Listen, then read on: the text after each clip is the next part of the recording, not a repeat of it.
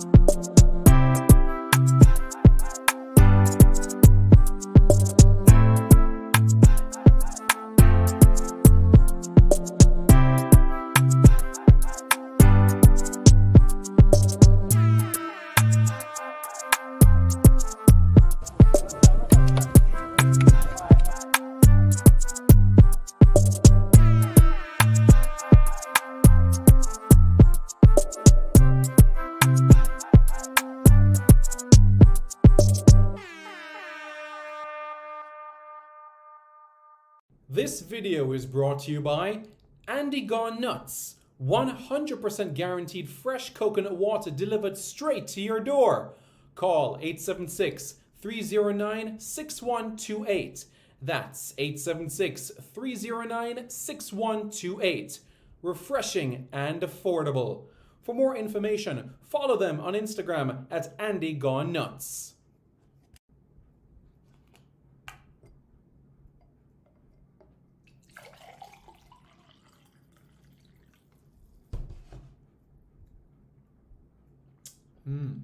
Truly refreshing. And Crumble by Mrs. C. Old English fudge and other delectable sweet treats. Call or WhatsApp 876-586-0471. That's 876-586-0471. This video is brought to you by Starboys Juices. Infusing fruits with sea moss in Philadelphia and New Jersey. Refreshing, nutritious, and delicious.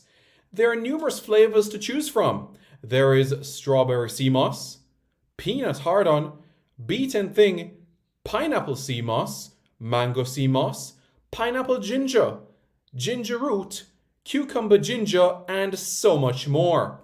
Call Starboys at 1-267-904-3454. That's 1-267-904-3454.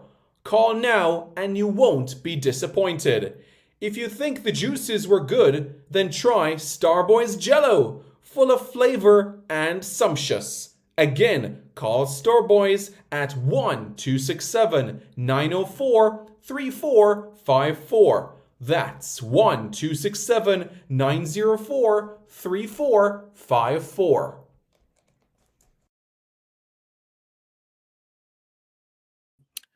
So that person that is on your screen right now, he looks familiar, doesn't he? Look at the picture. Doesn't he look familiar? Yes, that's exactly right. That is none other than Liam Simon Moore. Hello, everybody. I'm Simon Preston, and welcome back to Reggae Boys Commentary. This is the platform where we come together to discuss everything in relation to Jamaican football. This is your hub for everything Jamaican football related. So yes, it is confirmed, signed, sealed, and delivered. It is Liam Moore that has signed a deal with Northampton Town in League One.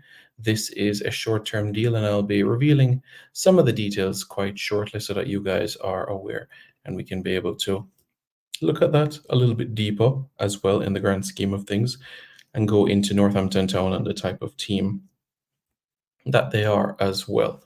All right, so Northampton Town, they've signed Liam Moore on a short-term deal. So this is until the end of the season. So this is not until the summer of 2025. This is a deal until the end of the season. So we're in February. This is to the end of the season. All right. Mr. Blake is in the house. Lansley Blake checking in. So is Black River and Jason Guna. Hope you all are doing well. Okay, good. So now that we have that clear now, we can go a little bit further into the details. The 31-year-old Moore has been without a club since his contract with the Royals, that's Reading, expired in June 2023.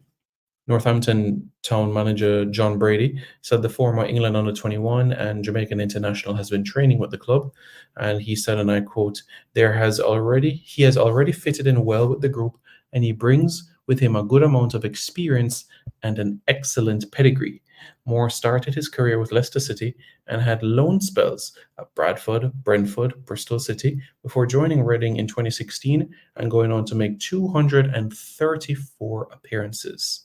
All right, so it has quite been a journey for Liam Moore at Reading, if you factor in all of those appearances. Brady continued, we are in a busy schedule at the moment and we want to make a defensive addition to the squad.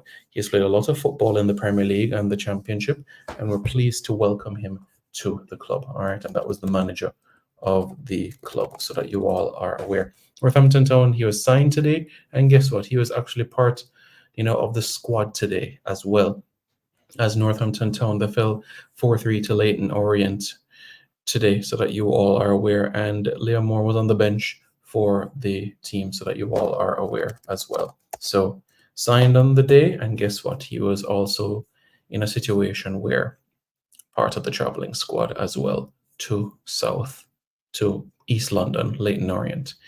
All right. So what does this mean now in terms of Leyton Orient, well, Northampton Town in particular? Where are they in League One? Well, right now they're 12th within League One at the moment, 12th on 41 points, and they're some 14 points behind the playoff positions. With still another 15 games to go, anything is possible. It's all about the consistency from here and in until the end of the season. So it's extremely critical from that sort of standpoint. Northampton Town traditionally, let me just take in a few comments here. Brian Whiten says, active Sir Preston, how are you doing? Siobhan Pierce says, bless up again. Big up, man. Big up. And Siobhan says, big up to everybody within the chat as well. Siobhan said, he's glad for Liam. Yes, I'll give my feedback on this move quite shortly. I'm just providing a little bit of context in relation to the club, Northampton Town. The truth is, Northampton Town does not have a great history of signing or playing players of Jamaican heritage. That is the truth of it. Thanks, Siobhan. Northampton Town doesn't have a great deal of having players of Jamaican heritage. Not a whole lot. We can cast back to 2012 to 2014 when Ishmael de Montagnac was there, the winger who started out his career at Arsenal. And I know you guys might be saying, Ishmael de Montagnac? Yes, so Ishmael de Montagnac has Jamaican heritage. He's actually the cousin of the late Peter Moody, race car driver. So the Montagnac Moody, they're cousins in Jamaica, so that you all are aware as well. So Moody, that is always winning awards after awards after awards when you go to Palisadoes every single Sunday, de Montagnac and Moody, they're related. And of course, Moody and Clarks know each other well, which is why Levi Clark, progressing so quite well. But more on that on another day. So in relation to Northampton Town right now, they're a team that has ambitions of playing championship football. The manager of the club has made it extremely clear where he wants to be.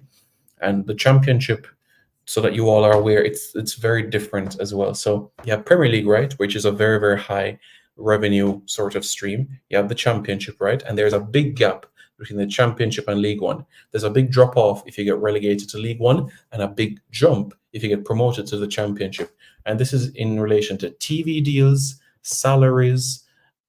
These are massive once you are up within the championship itself. Because you remember, football clubs has 3 and you could even say 4 streams of income: match day, broadcasting, commercial, and player sales. Those are the 4 streams of income for a football club. Match day is quite simple. You're talking about ticket sales, the hot dogs, the sodas. That's match day. Broadcasting, that's TV, radio, all right, and commercial, selling of the jerseys, being able to gain sponsors for the club.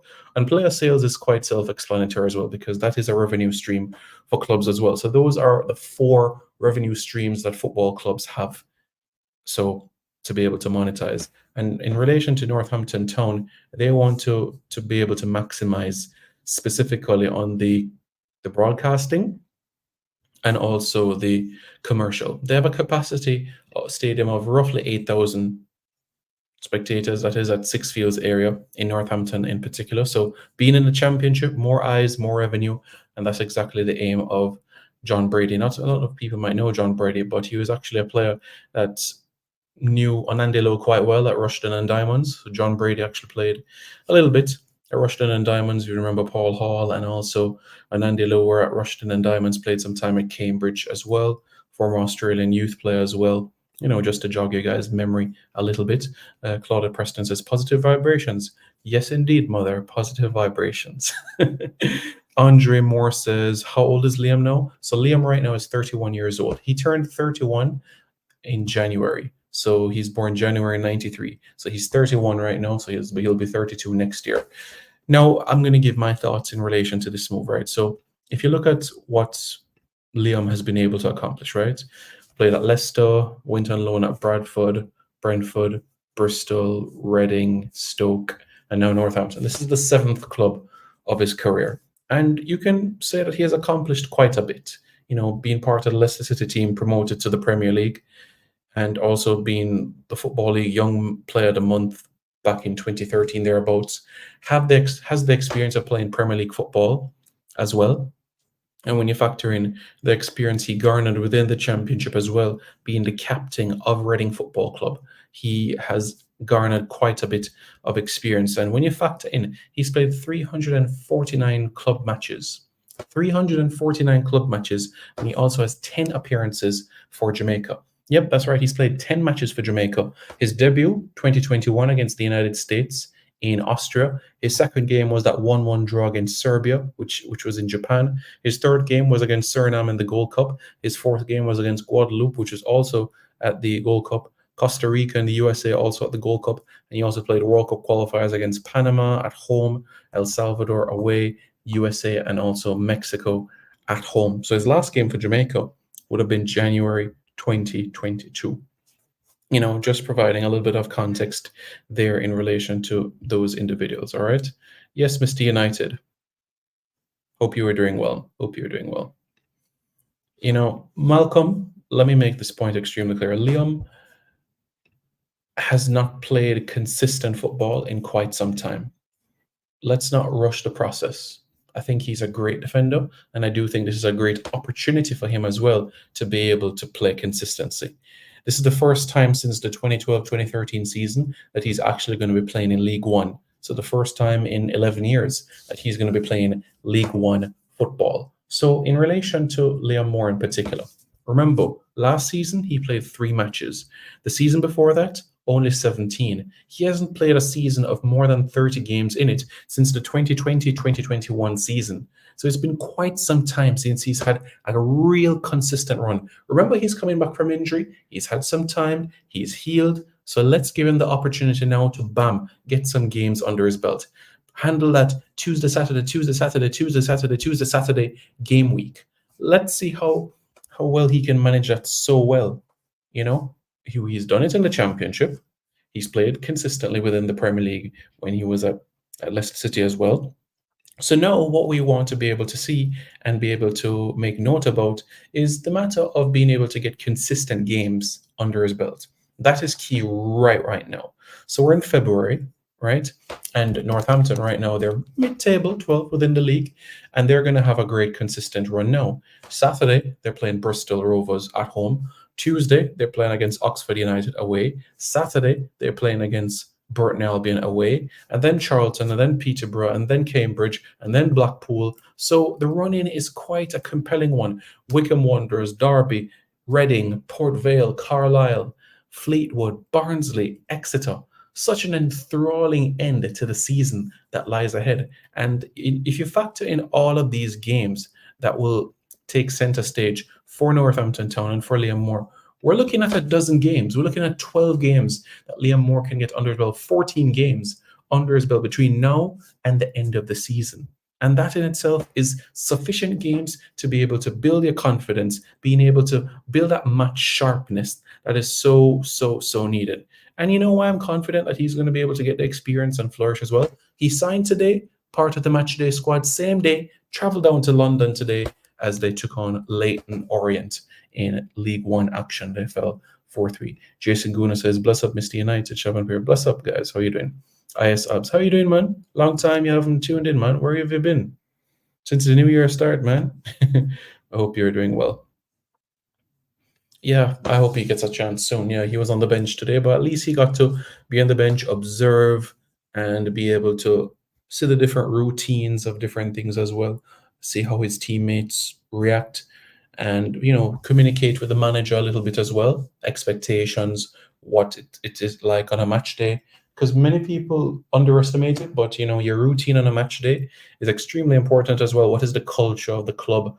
Are there any superstitions? Is it a situation where the team makes sure that everybody walks out with their left foot on the field first, their right foot on the field first? Do they say a prayer before in the tunnel before going out into the field? So these little things are so important, extremely, extremely important.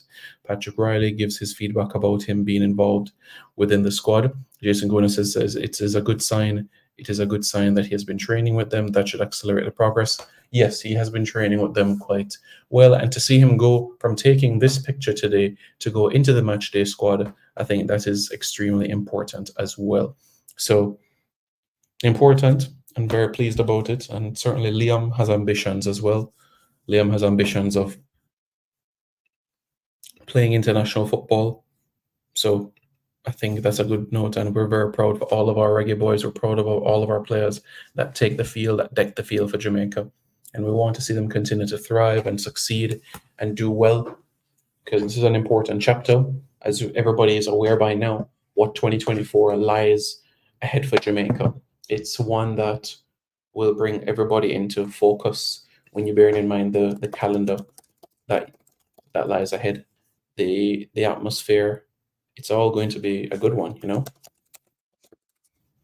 from the Nations League to the World Cup qualifiers to Copa America to another Nations League cycle.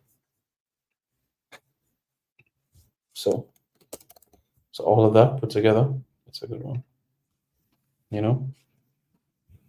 But yes, guys, let me know your thoughts in the comments below. Make sure you hit the like button as well so that we can get involved in this discussion,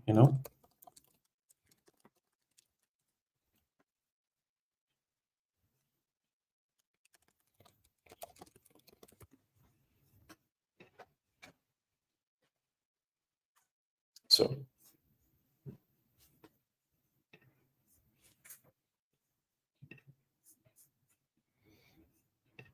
Ab says, I'm good, busy with family, just becoming a father. Okay, congratulations, man. What's life like being a father?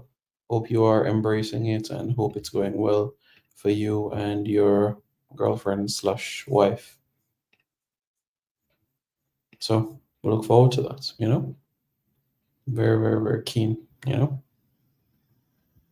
Well, Malcolm, as I was saying earlier, you don't want to rush any process. And the reality is that Liam Moore hasn't played more than 20 games in a season since the 2020-2021 season. This is somebody that only played 3 matches of football last season. This is a man that hasn't kicked a football and didn't kick a football in 2023. This is a man that needs games. So this is very, very important. Peter Mystic says, greetings, Simon. Glad to see the baller is getting back to action. Very happy about it. Very, very pleased about it. And this is a positive note. And you can only imagine what this means for him as well, because you can imagine the frustration, the pain, perhaps even the moral support he would have needed, because he was out of football for a long time, sitting on a couch, not being able to do much. So honestly, I'm just really thrilled that he be able to get this opportunity to be able to play, This is very important, So I'm happy about it. And I hope that you all are excited about this as well, Very, very happy about it. And we did catch up with Liam quite recently. So let's hear what he has to say as well. And this is from his time at Reading. So I'll play a little bit so that you guys can be able to see when he was at Reading, and what he had to say during that time as well. Really good, thanks. Family's good. Got 2 little ones, so they're forever growing up. And myself personally, I've been injured for a while now, but I can see some light at the end of the tunnel, so I'm happy. Yeah, it's been 6 to 7 months, as you have said. Would you say month after month you're regaining that strength, that sharpness that you need to get back on the pitch? Yeah, I'd say so. To kind of break down my injury, like just as a quick overall, I spent 4 months doing nothing at all. My kind of remit from the surgeon was to spend 5 minutes an hour at maximum on my feet. So I was doing next to nothing for a long period of time, and gradually I had to start from the very bottom, if you like, building fitness up. That started on bike, and most recently that's gone to treadmill. So yeah, step by step. And how supportive have your family been, and also of course the injury was sustained at Stoke, but did they send their well wishes as well when you were on loan with them? Yeah, to be fair, my support network's been good. As I said, I've got a young family, so they've kept me on my toes as much as I could be. But the injury was kind of strange, to be honest with you. So had an issue with my left knee that was niggling for a little while, and then I eventually signed for Stoke on loan. I came away with Jamaica for the 2 games. One of them I had to fly back from to do my medical with Stoke. Played a few games, and then I actually got injured with my right knee in the FA Cup. Just a normal block tackle, which ended up to be my LCL on my right knee.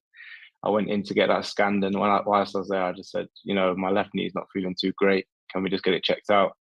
And well, long story short, that's effectively saved my career. I had a big problem going on in there. I had bone marrow edema. So for people that are not too common with that, it's like a bone bruise that can eventually turn into breakage of the bone, and a hole in the bone. And in professional sports, that's a big problem.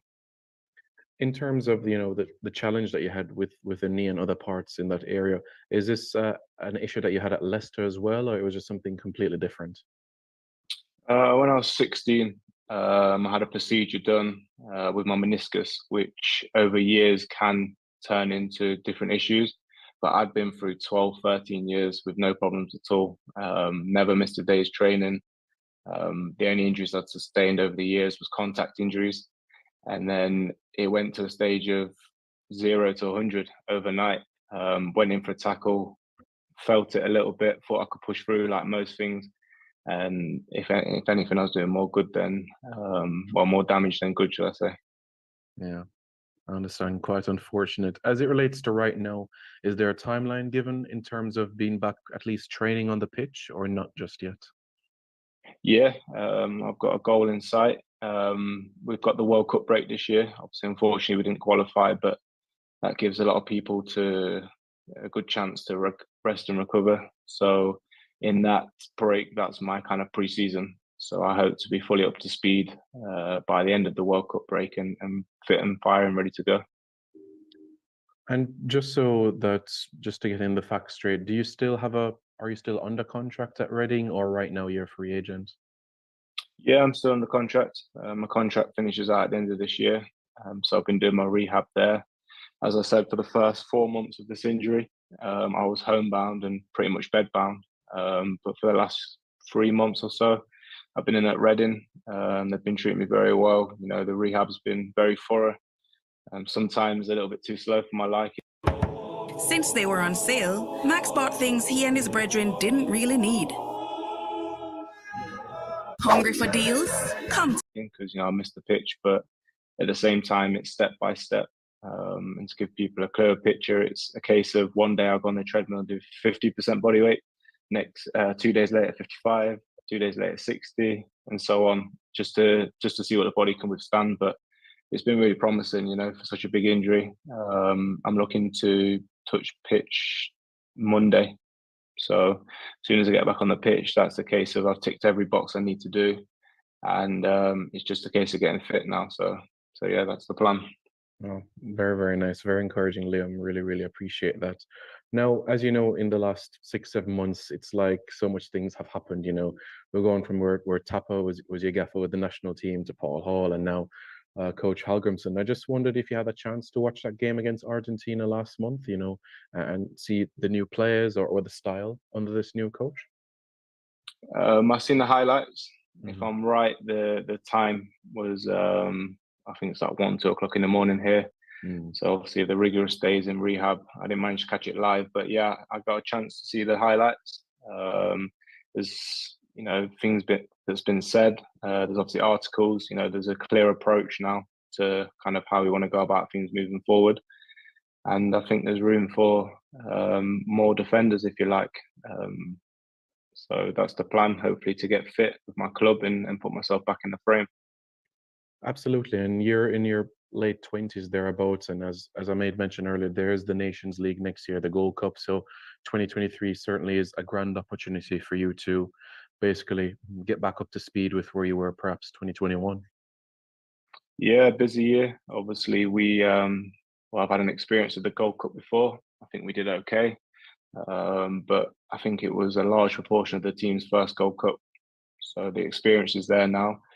We probably got, people would say, maybe the hardest draw in our game that we got knocked out in. But again, it was an experience that opened our eyes, if you like. International football, big stage, big crowd, and kind of the level that international football's at, especially in the CONCACAF. So yeah, it's a case of just trying to get back in the fold, as I said, and getting that team to gel.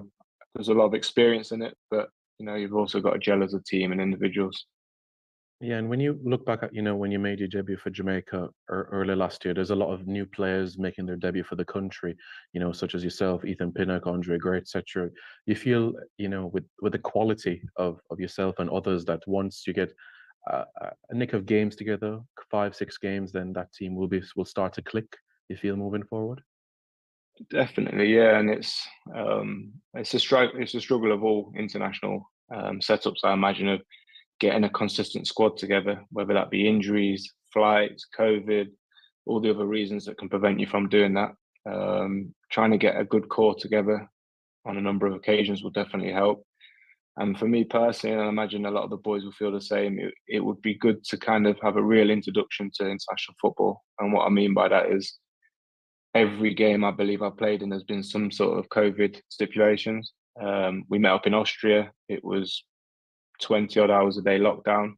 I've been to Japan, which was 23 hours a day lockdown. Obviously, we had the COVID struggles at the Gold Cup, players in and out of the squad, isolating. I've not played a game yet back in Kingston with any more than 2,000 to 3,000 fans. Mm-hmm. So it's a case of, yes, obviously the team needs to gel, but I think the fans and the team need to gel as well. We need to come familiar. The fans need to be coming to games and knowing what they're coming to see, and familiarizing themselves with the players and the squad and the direction that the country's planning to go in. Absolutely, that's something that's incredibly crucial in the grand scheme of things. Maybe you're aware, maybe not. In Reading's academy, there's 2 players that made their debut for Jamaica at the under-20 level, Jamari Clark and also Kanaya Boyce Clark, the goalkeeper. I just wanted to know if you had any conversations with them about Jamaica before. I haven't done. No, I know they made their debuts in the summer. Jamari played a couple of games last year for the first team. Scored a couple of goals as well, so introduced himself quite nicely. And Kanai has been about the first team for 2 or 3 years now in terms of training, so they've got pedigree. They've got ability. I knew that both of them was pushing to play for Jamaica, and I just think the timing of my injury and me being away from the club for a number of months, never actually had the chance to see how that experience was. But I think that's it's good on all levels. It's good for them to kind of get the exposure and get international football. And I think it's a strong call from Jamaica to get these players in academy so young and get them into the system. Absolutely. And I'm just wondering, when you were at Leicester at the time, did Wes Morgan talk to you about Jamaica or anything regarding national team at all? Yeah, there was brief conversations. But I believe there's a lot going on as well behind the scenes there as well. I think Wes was obviously a key figure in trying to sort that out, along with Maps that's still in the system. And almost like a big brother, if you like, he wanted to kind of protect me at the time, you know, enjoy your club football, find your feet, find who you are as a player. And hopefully the system would start to sort itself out in terms of all the things that you probably take for granted, your travel, your accommodation, all the other things that come with it. And I think when eventually, you know, the call came and I could have the conversation and kind of explain what I'd. Right now, just as we walked into the refugee camp, there are so many children. They don't have shoes, they don't have been spoken to about and how things have been explained to me. He gave me his blessing, you know, it was a good thing to do. And it's a decision I'm very happy about. You know, like I said, I've not had the easiest ride. I don't think any of us have really that have joined in the last couple of years with COVID, but it's something I'm still very committed to. I'm desperate to get back on the pitch, and you know, the Gold Cup, it'll be a pleasure to go back and get involved in that because it was a strong competition. Absolutely. And bearing in mind the time frame that you had getting that Jamaican passport, how challenging was it? Because you have some players that it takes longer, the process. It's a longer time compared to others, you know? Yeah. Yeah, it's a shame really. I imagine some people might, if you like, get lost in the system with how long things do take. Mine was a number of months, a number of trips to the embassy in London, sometimes getting rejected from the embassy. There was even a time where there was questioning the legitimacy of my documents. Obviously, I had my nana's documents at the time. I took them in. They was done by pen. And one of the numbers looked like it, well, they said it looked like it'd been changed. It was just pressed on harder than the others. And that took me 4 or 5 months to kind of resolve. But listen, I just took it on the chin. It's one of those things. Stayed persistent with it and eventually got it. But I do think that in the future, especially the route that we're trying to go, you know, these things need to be a bit more easier, if you like. I'm not saying to jump any queues. I'm not saying that you should have any special treatment, but just a bit of you know, open dialogue between club, country, embassy, and so on and so forth, because you can potentially lose players in that time frame. You know, people with dual representation, dual citizenship can end up playing for a different country because it's convenience, and that's a shame. You know, there's some real quality that's got Jamaican heritage, so we need them in a system. Yeah, well said. And certainly the Jamaican FA has a role where that is concerned as well. You know, you spoke earlier a bit about Maps, and I just wanted your thoughts about the longevity that he's had in his late 30s back in England now. You see the way he trains, what he eats as well. Is that in a sense a motivation for you when you continue and get back on the pitch? Yeah, of course. Uncle Maps, as he's known to the boys. Yeah, he's gone for so long, you know, and he's kept the quality as well. Some people go for a long time because maybe that's just their choice, but they're just there for the sake of being there. But Maps is good. Maps, you know, if you didn't know his age, you'd look at him and think he's probably just turning 30. Trains well. I don't know how he does it with no meat in his system, but listen, he's a vegan and he's a strong one at that. He's a great guy. I think he's one of them type of guys that you need in the system for as long as he wants to be in the system. Eventually, his body will catch up on him like it does for everybody, but I think Jamaica should do everything they possibly can to get him in the system in some way, shape or form, whether that's with the youth age groups, whether that's as a mentor or eventually as a coach or a manager. He connects people on all levels, the young players, the new players coming in. He's been a credit to himself and the country for a number of years. Absolutely. For a decade, he's done just so. By any chance, have you started your coaching badges, or that's not something on the table right now? That's something that's in the process. So I've just applied to start that. I've also started my scouting course. So I've done my level 1 on scouting. I'm into level 2 now. And I'm doing a sports marketing and management course as well. So I think injury, a lot of people say it, but it's true. It opens your eyes. You think you're invincible, you think you'll go forever, but that's not the case. So I've tried to be productive with my time. There's a method behind everything. Coaching I'll do because I feel like it would be neglectful not to do that. But the sports marketing course and management course and the scouting, I want to be an agent when I finish. A lot of people want to do it. A lot of people have their own ideas of it, but I think there's a real open market there for somebody to have played the game. So you can speak to a player on a number of levels. The scouting, I believe that too many agents jump on the bandwagon when a player scores 2 goals for the first team. It's like, oh, we need to sign a player. I want to be looking younger than that. I want to be, kind of getting on board with these players as a youngster, 14, 15, 16, and have the longevity with them, for a number of years. And yeah, that's kind of my plan to go with it. And I think that you can, if you've got the right kind of resources and you've got the right mind for it, you can be one of the agents that can help a number of different parties. Clubs will ring you for a player and you might not necessarily have that player, but if you've got an eye for somebody, just because your player isn't getting the move, it doesn't mean another player shouldn't. So yeah, that's kind of my plan moving forward, but the coaching badges are going to be there as well because you don't know what's going to pop up in the future.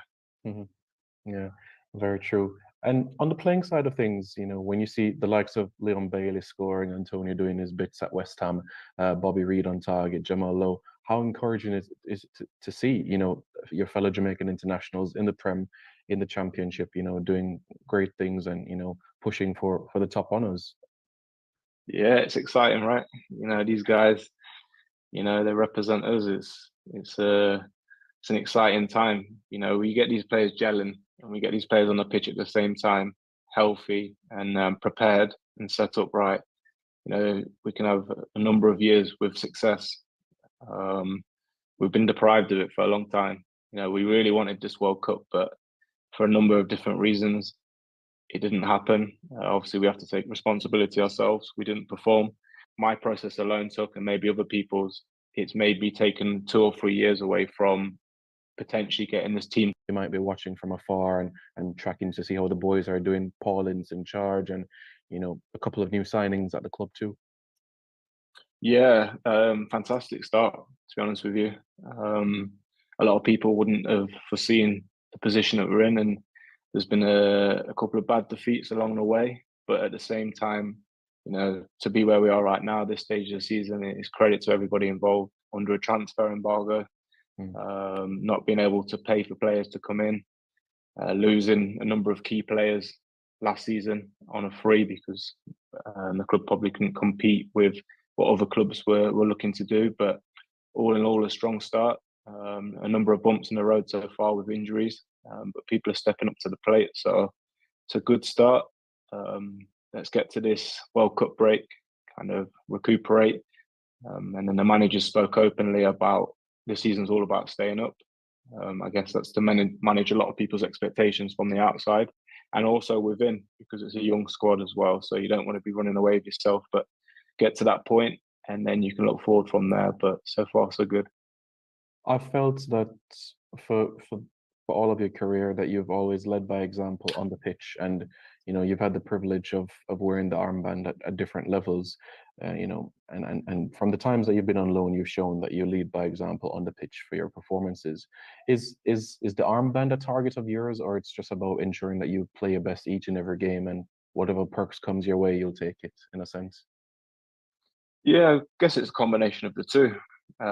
Growing up, it was something that was kind of not pushed on me, but was recommended for me as a young player. I was always quite vocal, and I had managers that was very keen to push me on that.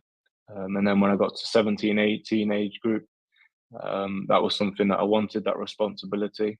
And then my dream was growing up to be a captain of a football club. But I think sometimes you can think too far ahead with that. You get the captaincy for how you've behaved and how you've played and how you've acted the times in the past. So do that and don't change that when you're captain as well. So it's a case of just going out there, performing, training in the right way, conducting yourself in the right manner. And I've been lucky enough to do it. I've done it on a number of occasions. And I actually got to wear it for a little bit for my country after 2 or 3 appearances. So that was special. And it says to me that the communication and the conducting side of things is right, and to continue to do the same.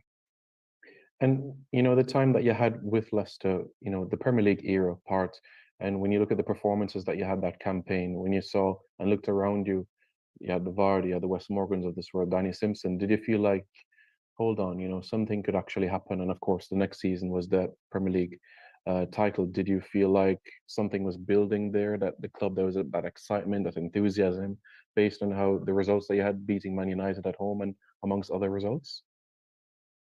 Yeah, momentum's probably the biggest word in football. I started the first year in the Premier League. We had the momentum. We'd just come up from the Championship and done really well.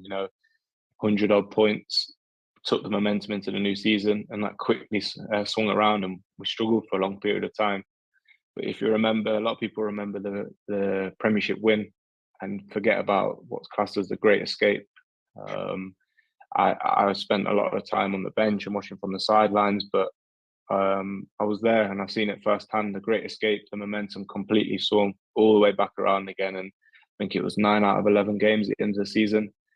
A lot of change happened that summer. New manager came in, new players came in, but I think the key thing in all of that was that the momentum stayed the same, the formula stayed the same. The new manager, Ranieri, seen it was working, allowed it to continue to flow. If it didn't, he would have changed things. But yeah, momentum kept going and going. And if I was to sit here and say I've seen them winning the Premier League and something like that was happening, I'd be completely lying. But I did see that there was a good team spirit, and there was a formula, and the formula, put simply, was either Casper to Vardy or Mahrez to Vardy and Kante running the show, and everybody else was dialed in to doing their jobs. And sometimes you don't change what isn't broken. And that season, every single player was just, they played out their skin. The back four was, every one of the back four could have gotten Team of the Year. That's how that season went, and that's what you needed to achieve what was achieved. I mean, you've had the privilege to play for your hometown club in Leicester, but you've also played at different parts of the country. Bradford in Yorkshire, Brentford down in London, Bristol, of course, in Bristol, Stoke, and of course. So that was Liam Moore, guys.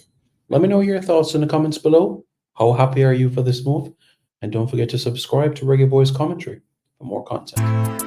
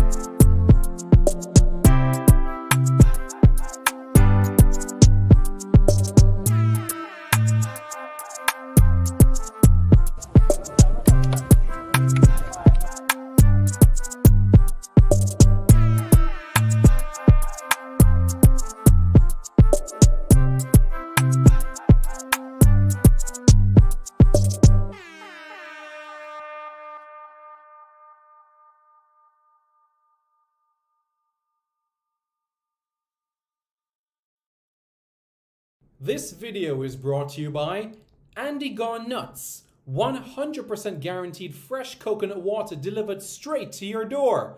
Call 876-309-6128.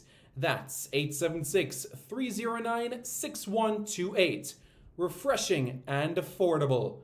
For more information, follow them on Instagram at Andy Gone Nuts.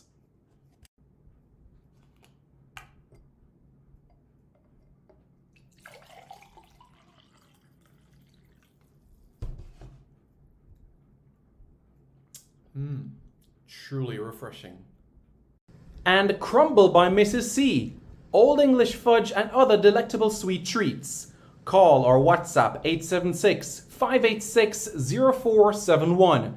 That's 876-586-0471. This video is brought to you by Starboys Juices, infusing fruits with sea moss in Philadelphia and New Jersey. Refreshing, nutritious, and delicious.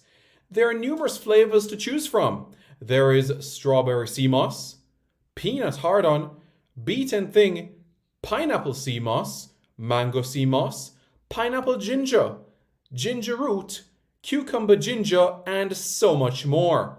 Call Starboys at 1-267-904-3454. That's 1-267-904-3454.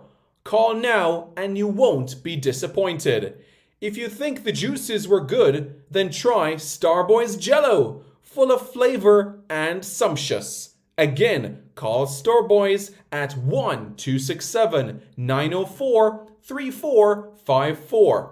That's 1-267-904-3454. Hey guys, thank you so much for taking your time out to watch this video in particular. But let me give you an update on a channel called Sport City. Yes, Sport City. It is a channel dedicated to everything related to Jamaican sports. Football, cricket, athletics, netball, rugby league, rugby union, tennis, lacrosse, swimming, you name it, we got it on Sports City. And what is the channel designed to do? It is designed to highlight Jamaican talents across all of those sporting disciplines. If you're a Jamaican and you're playing that sport, then we got you covered on Sports City. So it's quite simple, guys. Hit the subscribe button to Sports City right now. Hi, my name's Lee Williamson. Subscribe to Reggae Boys Commentary. Hi, my name is Joby McAnuff. Subscribe to Reggae Boys Commentary. I'm Javon Watson, and you're watching Reggae Boys Commentary. Hi everybody, I'm Darren Moore, and you're watching Reggae Boys Commentary. Yes, Reggae Boys Commentary, like and subscribe, yeah? Reggae Boys Commentary, like, share and subscribe. Reggae Boys Commentary, subscribe, like and share. Is that the right order? Hi, I'm Chris Binney, and I'm Jamaica's #1 squash player and 9-time Caribbean champion, and you're watching Reggae Boys Commentary. Don't forget to hit the like, subscribe and share button below.